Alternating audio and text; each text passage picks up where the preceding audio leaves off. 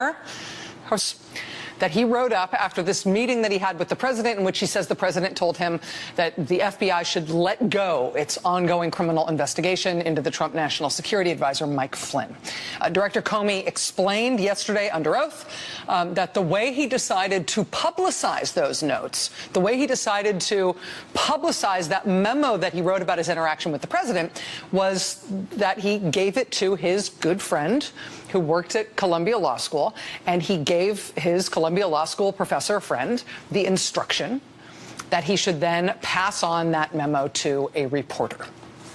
And so after that testimony under oath yesterday from James Comey, last night, James Comey's professor friend at Columbia Law School, Professor Dan Richman, he got this letter from Congress, from the Senate, explaining that Director Comey had all but said that Professor Richman had in his possession this potentially incriminating memo about the president, and could Professor Richman please hand the memo over to Congress right now. And I mean it when I say right now. Quote, Mr. Comey's memoranda are relevant to the Judiciary Committee's ongoing investigative efforts. We ask that you provide the committee copies of all the memoranda you have received from Mr. Comey by no later than June 9th, 2017. Check your watch, check your wall calendar. It's June 9th, 2017, today. So, quick turnaround, right? The Senate heard yesterday from James Comey that this professor at Columbia had Comey's memo about Trump supposedly trying to kibosh the FBI's Flynn investigation. They heard that yesterday, that the professor had that memo. They wrote to the professor last night telling him to hand it over, and they gave him a deadline. The deadline is today. Well, we can report tonight that as of 9 p.m. Eastern time, as of just a couple minutes ago, the professor at Columbia University, Dan Richman, has not turned over Comey's memo about his conversation with the president, which is interesting. CNN's Manu Raju, who's a great reporter at CNN, he further reports tonight that Professor Richman has actually been in touch with that committee as of tonight, but we can report that whether or not he's been in touch with them, he has not handed over the memo. Imagine this is kind of a stressful position for your average law professor to find himself in, right? But hey, it's turning out that these are stressful times. Now, there's obviously a lot going on in the news writ large right now. Kind of first and foremost, there's the UK election, which is fascinating and a total shocker and has implications that are huge for the UK and for Europe. Also has some interesting implications for us. There's the president's offer today that he would love to testify under oath. He'd love to be deposed by the special counsel investigating the Trump-Russia matter. Seems unlikely that he really wants to do that, but he said today he'd love to. There's also the matter of this ticking time bomb that is now potentially set to go off in the U.S. Senate when it comes to health care. The Senate may be moving toward a vote that would kick over 20 million Americans off of health insurance. So there is a lot going on. We're going to get to all of those things over the course of this hour. As I said, we've got Dan Rather here tonight. We've also got some expert legal advice coming up on the show tonight, advice that may surprise you. But there are, as I said, a few new things that we have been able to report out tonight that I want to let you know right off the bat. And the first is this news about this law professor who is thought to have a copy of James Comey's memo describing the president supposedly trying to shut down an ongoing FBI investigation. That law professor not turning over that memo to the Senate, despite the Senate telling him he had until today to hand it over. That obviously relates to the possibility of obstruction of justice, which is now this central question in terms of the fate of this presidency. Did the president try to stop ongoing FBI investigations? Now, the special counsel, Robert Mueller, he was appointed to look into the Russia issue, right? He was appointed to look into the specific question of whether the Trump campaign or any Trump associates helped or cooperated with the Russians in this Russian attack on our election last year. The order appointing Bob Mueller to be special counsel also said beyond that investigation, he could also investigate and prosecute any other matters that, quote, arise from that Russia investigation. Well, it now seems clear that one of the matters that has arisen from the Russia investigation is this possibility that there's been an attempt to obstruct justice in this matter, potentially by the President of the United States himself. And although the Mueller investigation, the spokesperson for Bob Mueller is not confirming that overtly, is not confirming that Bob Mueller is now investigating whether the president obstructed justice. They're not saying so one way or the other. We're still pretty darn sure that that's part of what he's working on. And we're pretty darn sure of it tonight for two reasons. First reason is because James Comey said so under oath yesterday, twice. Do you sense that the president was trying to obstruct justice or just seek for a way for Mike Flynn to save face, given he had already been fired? Well, General Flynn at that point in time was in legal jeopardy. There was an open FBI criminal investigation of his statements in connection with the Russian contacts and the contacts themselves. And so that was my assessment at the time. I don't think it's for me to say whether the conversation I had with the president was an effort to obstruct. I took it as a very disturbing thing, very concerning, but that's a conclusion I'm sure the special counsel will work towards to try and understand what the intention was there and whether that's an offense. Do you believe this will rise to the obstruction of justice? I don't know. That's Bob Mueller's job to sort that out. That's Bob Mueller's job to sort that out. The special counsel will work to try to understand whether the obstruction intent was there, whether that's an offense. So that's the first obvious reason we believe that the special counsel, Bob Mueller, is now investigating whether anyone, potentially including the president, might have tried to obstruct justice in the Russia investigation. First reason we think that is just bluntly because James Comey said so yesterday under oath twice. The other reason that we believe that the special counsel, Bob Mueller, is investigating whether there was an obstruction of justice is because of this. So you didn't consider your memo or your sense of that conversation to be a government document. You consider it to be somehow your own personal document that you could share with the media as you wanted to? Correct. Through a friend? I understood this to be my recollection recorded of my conversation with the president. As a private citizen, I felt free to share that. I thought it very important to get it out. So were all of your memos that you recorded on classified or other documents, memos that might be yours as a private citizen?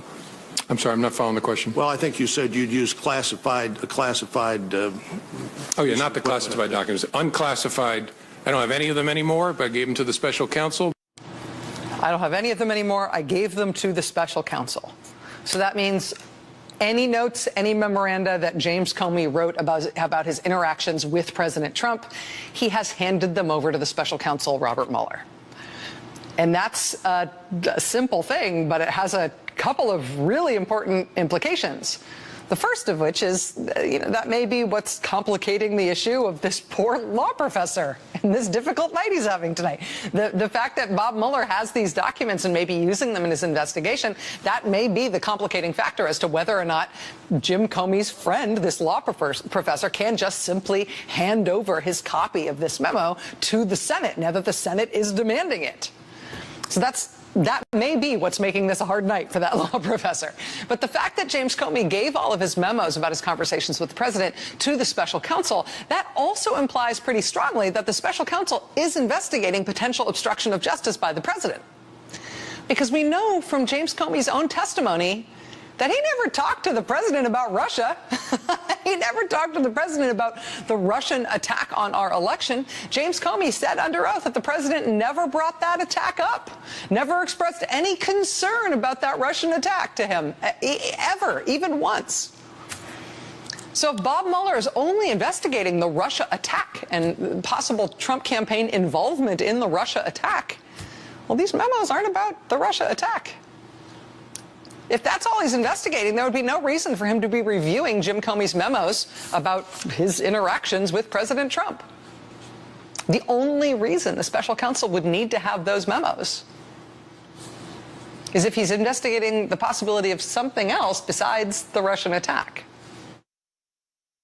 Do you believe this will rise to the obstruction of justice? I don't know. That's Bob Mueller's job to sort that out. Bob Mueller, the special counsel, as of tonight, appears very strongly to be investigating whether the President of the United States, Donald Trump, committed obstruction of justice. Now, the race is on to confirm that for a fact, but in the absence of direct confirmation, it really seems clear by every indication that that's what he's doing. So we've got James Comey saying under oath that President Trump was not the subject personally of a counterintelligence investigation by the FBI into the Russian attack on our election and possible collusion. President not personally the subject of that, but it appears that he very much may be the subject of the special counsel's investigation into the potential obstruction of justice. So here's the other thing going on about that tonight that is turning into a really interesting question. Bob Mueller appears to be investigating obstruction of justice. Is Congress investigating that too? We know the intelligence committees are investigating the Russia side of this, right? They're investigating the Russia attack, whether the Trump campaign colluded in the Russia attack. Just this week, Trump National Security Advisor Mike Flynn, we know, handed over hundreds of pages to the House and Senate intelligence committees in response to their subpoenas. After initially saying he would take the fifth, now he's handed over hundreds of pages of documents. So the intelligence committees, we know, are looking at Russia. But is anybody in Congress looking into whether or not the White House tried to obstruct justice? Or otherwise illegally meddled with or tried to block any of the Russia investigations? Is that Bob Mueller alone, or is Congress working on that too? Well, as of tonight, we have a lot more information about that. As of tonight, it looks like the answer to that is possibly. The committees in Congress that would have jurisdiction over obstruction of justice by the president or obstruction of justice by other officials in the executive branch, the committees that would have jurisdiction over that would be the judiciary committees. Now, the chairman of the Judiciary Committee in the House is Republican Congressman Bob Goodlatte. He appears to have no interest whatsoever in investigating this matter. He has certainly taken no steps to exercise his committee's oversight role on this at all. I should tell you, just as an aside, since President Trump has been in office, the only reason Judiciary Committee Chairman Bob Goodlatte has made any news at all is because he brewed up a little local controversy at home in Virginia when he got his speeding ticket amended, so they dinged him for a faulty speedometer instead of for going 69 in a school zone. Like, that's it. That's the only way he's made news. And he's got the committee in the House that would oversee something like an investigation into obstruction of justice. Now, a Democrat on his committee, Congressman Luis Gutierrez, wrote to Bob Goodlatte tonight and said, basically, hey, we're the Judiciary Committee. This is our turf. We should be investigating potential obstruction of justice now that these serious allegations have been levied against the president that he potentially obstructed justice. Let's have the president come in and testify under oath before our committee.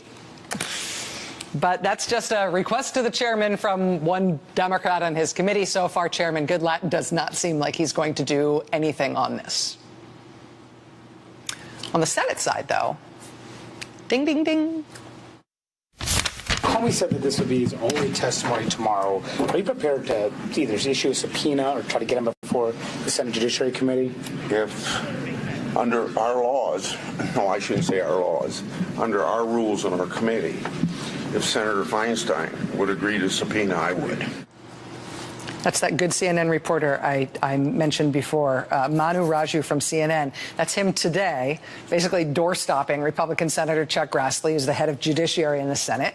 And being questioned by Manu Raju, he says, yeah, if the top Democrat on my committee, if Dianne Feinstein, wants to issue subpoenas on this part of the investigation, let's say she wants to issue a subpoena to James Comey to get him to testify to us too, yes, we will do that. I will agree to that. Well, you know what? I think Senator Dianne Feinstein may, in fact, want to do something very much like that.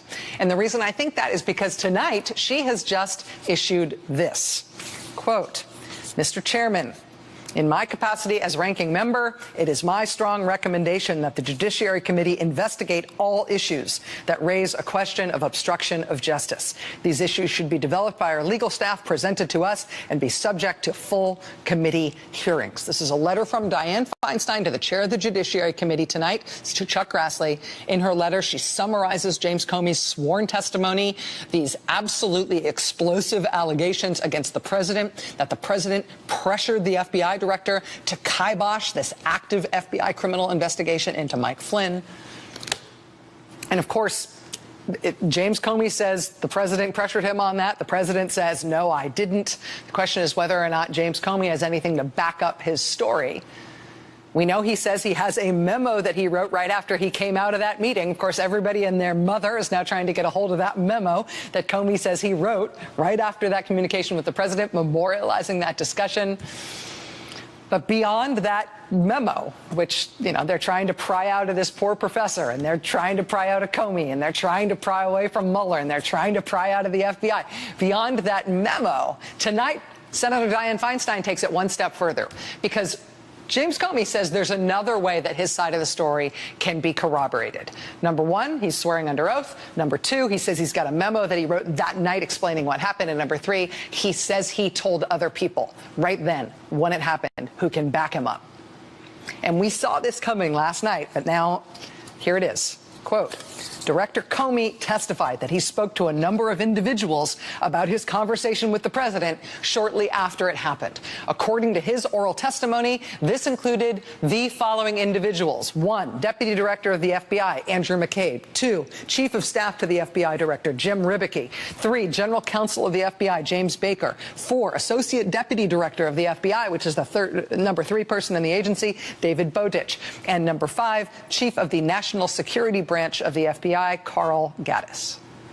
Dianne Feinstein lists them all by name and tells Chuck Grassley, head of the Judiciary Committee, that the Judiciary Committee should hear from those witnesses, basically to see if they corroborate James Comey's testimony.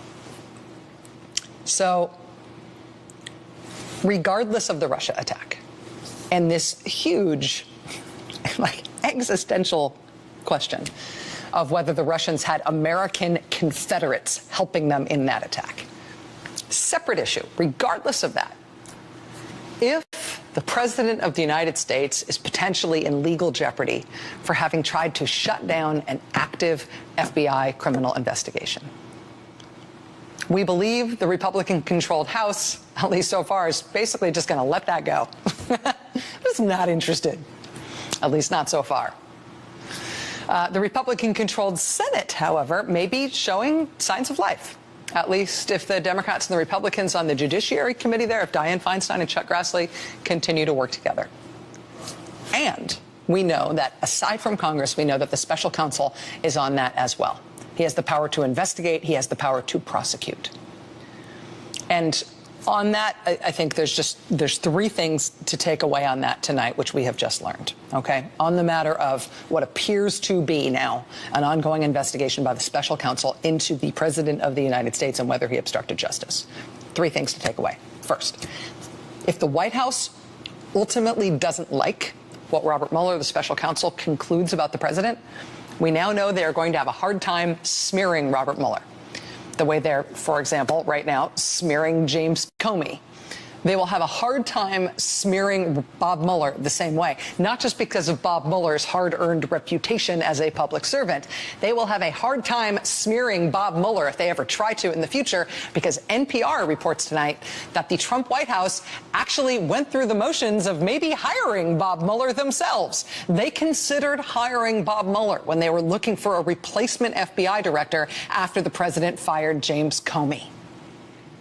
So in the end, they may end up trying to smear Bob Mueller somewhere down the road. But you know what? It's a matter of record that they liked him well enough to interview him and consider him themselves for running the FBI.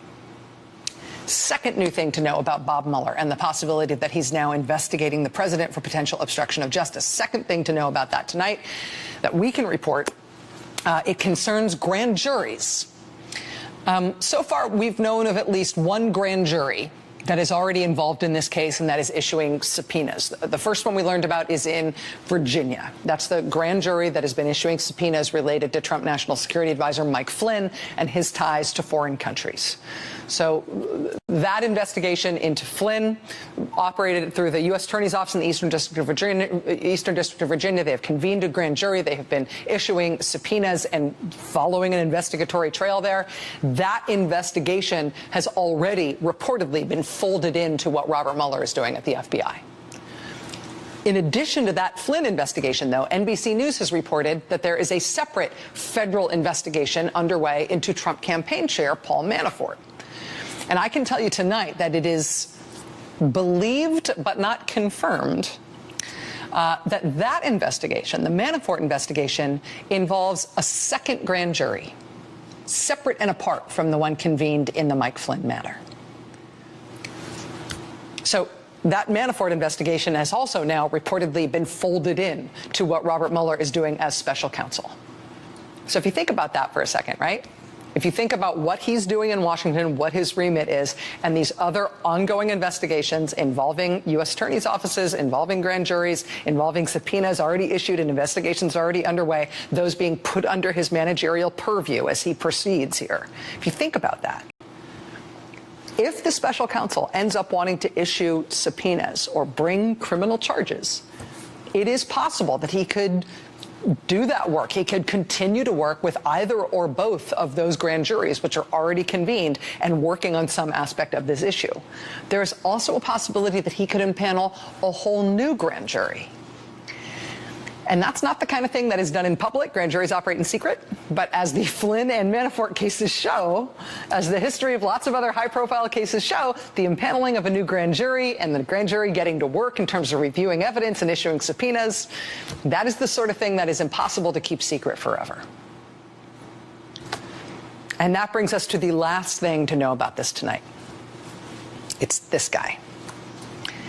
In the Washington Post tonight, he is described by former Solicitor General Walter Dellinger as, quote, the most brilliant and most knowledgeable federal criminal lawyer in America, period. Wow. His name is Michael Dreeben. And today, National Law Journal confirms that Michael Dreeben is now part of the Robert Mueller investigation into the Trump-Russia affair and what now increasingly seems like the presidential obstruction of justice investigation that has arisen along with it. Top federal criminal lawyer in America, period. Gulp. Buckle up. Here's a recent scoop from the British newspaper. It's called The Guardian. You see their headline here. Nigel Farage is person of interest in FBI investigation into Trump and Russia. Nigel Farage is a far-right, very anti-immigrant politician in the UK. In this country, he's best known for his unexpected appearances with Donald Trump.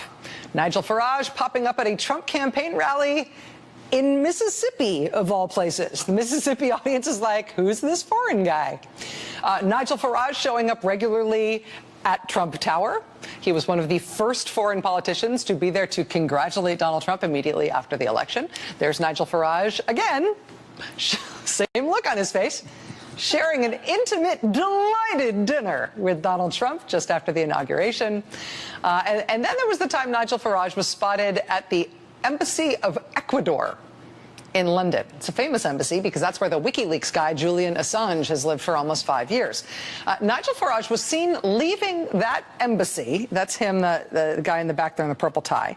That was March 9th. That was the same day Julian Assange and WikiLeaks gave a press conference about them dumping a big trove of CIA cyber war stuff. And a BuzzFeed News reporter caught up with Nigel Farage as he was leaving the embassy that day and asked him what he was doing there that day. And Nigel Farage responded that he could not remember. I love this quote so much I want to kiss it. Look at this. Quote, I love this. I can actually do it from memory. But approached by BuzzFeed News as he left to get into a car waiting around the corner, Farage said he could not remember what he had been doing in the building. I don't know. Was I just in a building? Really? That may be the sort of thing that got FBI investigators working on the Trump-Russia probe interested in Nigel Farage, according to The Guardian, a person of interest. The Guardian reported last week that they are looking at him, quote, because of his relationships with individuals connected to both the Trump campaign and Julian Assange. Quote, one of the things the intelligence investigators have been looking at is points of contact and persons involved. If you triangulate Russia, WikiLeaks, Assange, and Trump associates, the person who comes up with the most hits is Nigel Farage. Quote, he's right in the middle of these relationships. He turns up over and over again. There's a lot of attention being paid to him. Now, for his part, Nigel Farage calls this, quote, hysterical nonsense. I described Nigel Farage as a British far-right anti-immigrant politician, but I should tell you, he's not technically a politician anymore. He actually resigned from the party that he once led in Britain, the UK Independence Party, UKIP. That's the party that stood for Brexit, for getting Britain out of the European Union. That was its whole reason for being. It was a little strange when Nigel Farage resigned as the head of UKIP less than 2 weeks after the Brexit vote. After the successful Brexit vote that he had pushed for his entire political life, he responded to that great success by quitting. And that was unusual. I should tell you, though, that in last night's bizarre and interesting national election in the United Kingdom, UKIP lost every single one of its seats. As of now, Nigel Farage's party, UKIP's representation in Parliament is 0. This follows the vote for Brexit, which is what their reason for being was. More substantively, Brexit itself is now in question, as is a lot else in British politics and European politics, because of just what ended up being a political fiasco for the ruling Conservative Party. Prime Minister Theresa May is holding on as Prime Minister now, but by a thumbnail. The whole point of this election was ostensibly to get clarity and to give her a mandate for Britain moving forward and Brexit, leaving the European Union. Instead, her government is weaker and more divided than it was before by a large margin. She had said if her party lost 6 seats that she wouldn't be prime minister anymore. Her party lost 12 seats, and she's still trying to hold on. Nobody seems to know what that country wants to ask for at the Brexit negotiations that were supposed to start in less than 2 weeks. It's chaos. We know a little something about that. It's the second chaotic, unexpected, turn the world on its ear national vote in a very short amount of time. Is this the new normal for big country, big power politics now?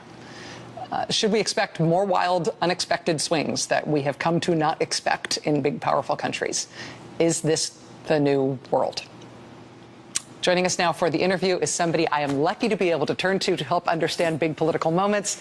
Dan Rather, legendary anchor, now president of News and Guts Media. Dan, it is wonderful to see you. Thank you for being here, my friend. Thank you for having me. Let me just, I want to talk to you about a few different things tonight, but let me just ask you about these election results in the UK. Small bore, obviously, it was a surprise result. But should we see this as a big global signal, something important about the kind of world we're in now? Well, yes, I certainly think we can read much into it. That what you have is a pattern of angry voters doing surprising things at the polls, surprising at least to pollsters. Mm-hmm. We had it with Donald Trump in this country. You had it in France with their election. Germany had a very strong challenge to their leader. So what's happened in Great Britain is obvious that voters are angry. And now, whether you can extrapolate, Trump was elected by angry voters in this country. The prime minister is almost thrown out of office. By the way, I noticed that some in the British press are calling her, quote, a zombie prime minister, a terrible phrase to use. Because she won't be able to hold on. Because she won't be able to hold on. Not because she eats brains. So, it's clearly in Great Britain, it's a volatile and fluid situation. But if you were a leader of the Democratic Party in this country, I think you'd be thinking seriously about what happened in Great Britain. Because what the country voted to do was they elected more leftist, if you will, politicians, left-of-center politicians. And if you were looking to the 2018 congressional elections in this country, we just say, so, well, can we tap into some anger about Donald Trump now? It might be a bridge too far, but I think not. And I think politicians in this country will be studying it for that reason. Now, the Democratic Party has a real problem if they go very far with this analysis. If they take from Great Britain saying, listen, an angry public was willing to go more to left of center, more Bernie Sanders, if you will. So for we Democrats in 2020, should we pick a Elizabeth Warren, or should we go to somebody a little more toward the middle? I think it'll mix in, maybe too deep with finesse, but I think not. The second thing is, this is not good news for our own beloved United States of America, and here's why. It weakens the Western alliance. A fluid, volatile situation in Great Britain with a prime minister just barely hanging on. Some doubt whether she can hang on for very long.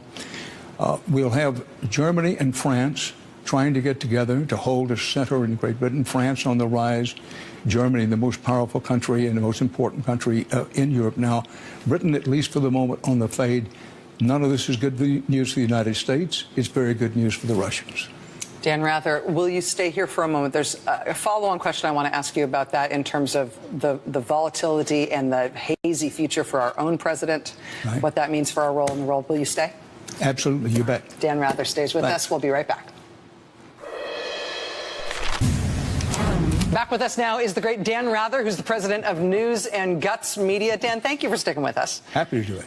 We were just talking about the instability in Britain after their big election, the possibility that Prime Minister Theresa May not be prime minister for longer, that they may have to hold another election very soon. They had this referendum on Brexit that was going to get them out of the European Union. That's now in question. We have no idea how that's going to proceed. Europe has all this uncertainty. Right. Our closest ally has all this uncertainty and is going to be in a very volatile position for a long time.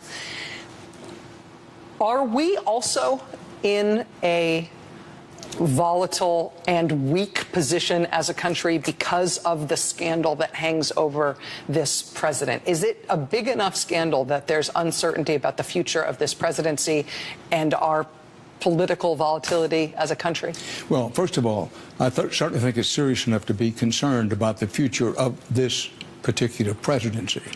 I think it's too far a stretch to say right now that the very vitals of the country, because after all, the institutions are performing pretty well in the country. The courts are performing pretty well. Parts of the Congress have seemed to come alive, performing pretty well. So our system of checks and balances, by the way, including the press, was a very large part of that, have finally taken some traction. Several months ago, I, among others, was saying, listen, are our institutions going to hold? Will the system of checks and balances hold? So I think that's on the encouraging side. In terms of President Trump, look, I use this phrase in regards to the British election. It's a volatile and fluid situation, to say the least. We have now a real showdown, if you will, kind of a showdown and credibility gap between the president and who was, in fact, the top policeman in the country, the top cop in the country. Now, that's joined. Now, and President Trump did a particular thing today. He went into White House survivor mode. But to have a president in a survivor mode is extremely hurtful because of how people overseas, particularly the leaders of foreign countries, read that. Now, your question was, are we in a situation in real peril? I would say the Trump presidency is in peril, and because it's in peril, we are in some danger ourselves because there's a lot needs to be done in the country. But, you know, there's so much talk about Trump and Comey and who's telling the truth and who isn't telling the truth. I think it's really important for Americans to understand the big question and how this all started and how it really the direction should go is, what did the Russians do? Yeah. Because here you have a situation, the Russians pulled off what I call a psychological Pearl Harbor, a surprise attack that was devastating to the confidence of our whole system of elections and therefore our whole system of government. It's one of the great psychological warfare victories in the history of such. And it's interesting because you can look in history, in recent history, and see them do very similar things to small countries and other countries in their geographic and ideological orbit, you know, former Soviet states and small countries on their borders. So we could see it doing to them. It was a shock and a surprise to us because we thought, hey, we think of ourselves as a country that's protected by our oceans, but also we think of ourselves as, you know, the great power in the world, as the sole surviving superpower in the world, somebody who would never be susceptible to the kind of tactics that would work against these smaller countries that Russia's been influencing this. And I believe that if they tried it, it wouldn't work against us. Yeah. In our hubris, if you want to use that word, we were too confident. We were overconfident. Listen, if the Russians never tried that here, it never would work in America. Well, it worked, as I say, to devastating, if not catastrophic, effect. And I call it a psychological Pearl Harbor. But again, I want to keep the focus on, we need to get to the truth of what happens to the Russians. This is how all this business with the FBI director, the investigations, and President Trump turned out. Now, President Trump today, he was desperate to change the narrative.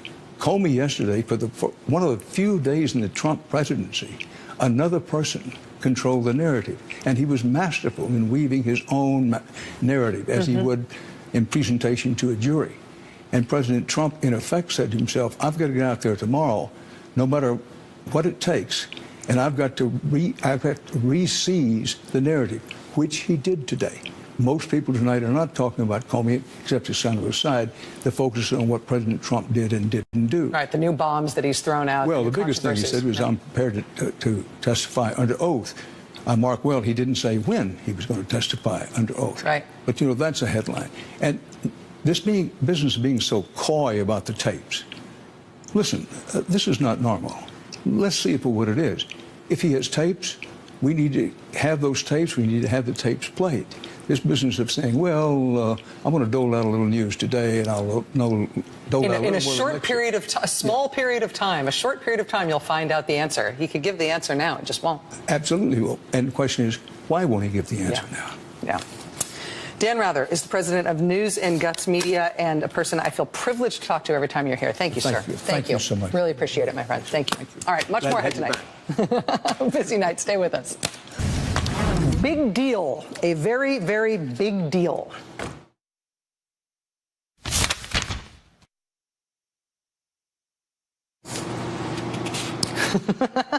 Not a big deal. That was a random still picture of Nigel Farage squeezing Donald Trump. Do we have the big deal? I'll give you $1.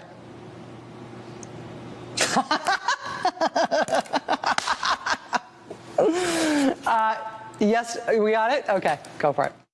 And it's my judgment that I was fired because of the Russia investigation. I was fired in some way to change, or the endeavor was to change the way the Russia investigation was being conducted. That is a very big deal. That is a very big deal. Told you it was coming. Former FBI Director James Comey saying under oath that he believes he was fired by the president because of his oversight of the Russia investigation. Under oath, he said the president fired him over the Russia investigation. And that is a big deal. But the White House has now met that big deal testimony from James Comey with their own big deal, potentially problematic reaction. The president's personal lawyer yesterday came out before reporters and told them that James Comey's sworn testimony was not truthful. He said James Comey leaked information he should not have, although there were no allegations that there was any classified information involved here. And the only thing that James Comey said he leaked was his own recollections, his own written recollections of a conversation. The president himself today called James Comey a leaker and said the account Mr. Comey swore to under oath was not true. Now, the president's personal attorney has followed that up by saying that he plans on filing complaints against former FBI Director James Comey. He plans on filing complaints about him with the Senate Judiciary Committee and the Justice Department. Now, I didn't go to law school, and I'm not a lawyer, and I don't know exactly how that works. But I know that James Comey isn't a senator on the Judiciary Committee, and I know he doesn't work for the Justice Department anymore. So why would you issue complaints about him to those entities to which James Comey has no affiliation? What are they going to do if they find the complaints to be substantiated? Chase him down and give him a whack? The White House response to James Comey's testimony makes me wonder what exactly the White House, the president and his personal lawyer are getting at here, and whether they actually might be making it worse for themselves. And I don't know whether that's true because I'm not a lawyer, but I do know the person to ask, and that's next. When the president decided to line up some legal representation for himself on the Russia issue, he was not able to persuade any big-name D.C. lawyers or big-name D.C. law firms to represent him. He did bring on a lawyer who had previously represented him in some business disputes. And in fact, the lawyer who he brought on is a lawyer who's known for threatening to sue people who cross Donald Trump in various ways. Those threats from this particular lawyer in the past have included him threatening to sue the New York Times for reporting sexual harassment, sexual abuse allegations against then presidential candidate Donald Trump. President Trump, then candidate Trump, also threatened to sue the women making those allegations themselves. Although those threats were made, those suits were never filed. Now that he is representing the president in this Trump-Russia matter and other things that may arise from it, now the president's lawyer says he will not file a lawsuit, but he will file a complaint against the former director of the FBI, James Comey, with the Senate Judiciary Committee for something related to Director Comey's testimony to the Senate yesterday.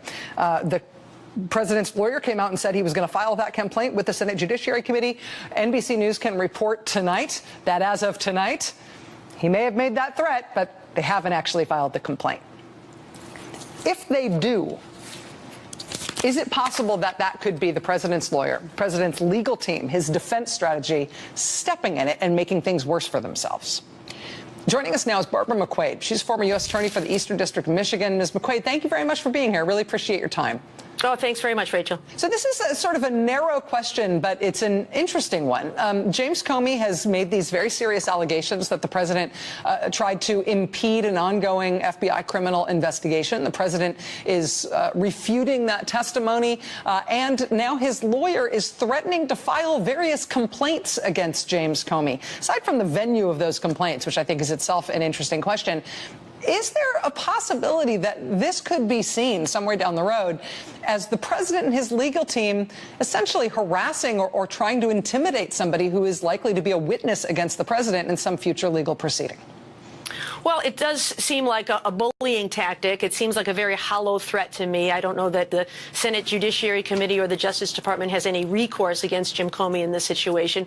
And I suppose you could suggest that this is some effort at witness intimidation, which is one of the classic ways that the obstruction of justice statute is charged. Now, it's been done so publicly and so clumsily that I doubt it would actually be charged by a lawyer in that way. But it's certainly sort of that pattern in the court of public opinion, at least, I think, of demonstrating further bullying tactics.